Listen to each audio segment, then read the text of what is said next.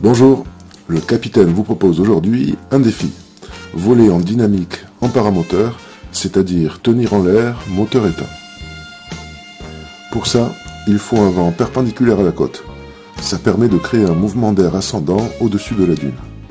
Il faut que le vent soit relativement fort au niveau du sol pour permettre cette ascendance. Mais il faut aussi que je puisse atteindre la dune, ce qui est difficile avec un paramoteur et un vent de face soutenu. L'astuce, c'est de choisir un jour où le vent en altitude est faible ou idéalement dans la direction opposée à celle qu'il a au sol. L'autre subtilité du défi, c'est la réglementation. Elle nous interdit de voler au moteur à moins de 150 mètres d'altitude. Et le vol en dynamique sur la dune, c'est plutôt à 50 mètres d'altitude. La solution, c'est donc de couper le moteur à 150 mètres d'altitude en arrivant au-dessus de la dune et de la rejoindre en se positionnant sur la zone ascendante. On peut alors voler moteur éteint, comme le font régulièrement les parapentistes sur les dunes du Médoc.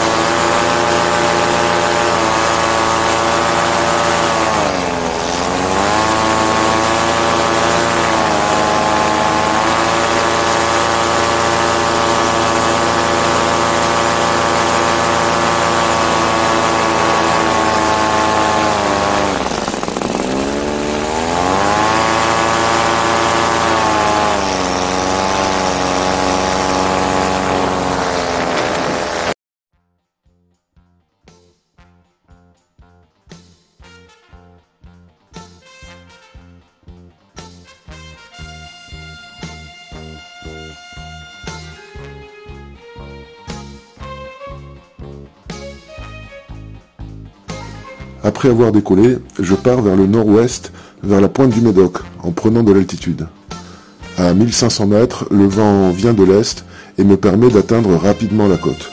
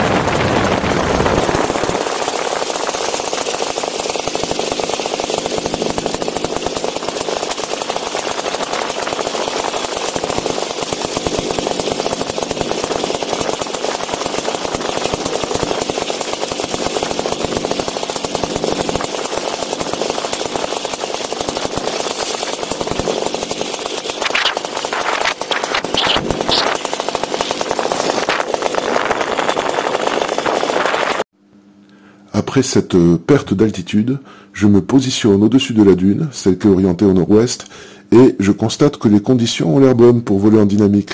Je coupe le moteur et je descends vers la dune.